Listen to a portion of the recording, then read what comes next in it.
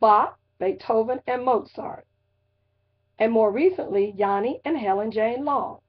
All of these individuals are masters at the piano. I play the piano, but I am not a master. I would like to compare my life to melodies played on the piano. The piano has 88 keys, 52 white and 36 black. I would like to compare the white keys to my routine everyday life. There are 7 white keys in an octave, and there are 7 days in a week. Isn't that a coincidence?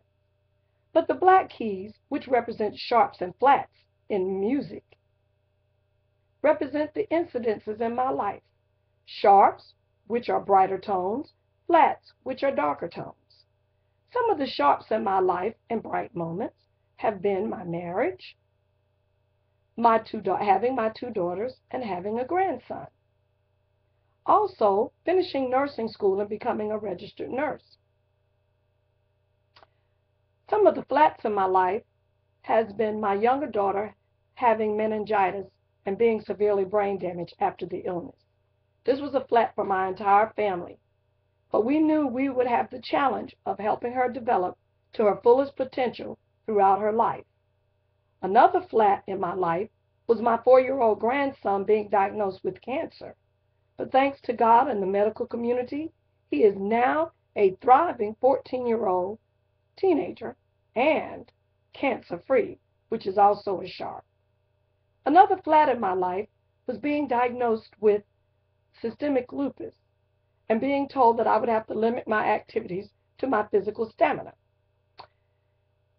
This was quite a challenge, yet I made up my mind that I would still continue to have beautiful melodies in my life. Sometimes when we play music, we play solos, we play duets, or we play with the choir of pianos, which I've had the privilege of doing before. My husband and I have played a duet for 34 years of marriage, and we have had both sharps and flats in our melody.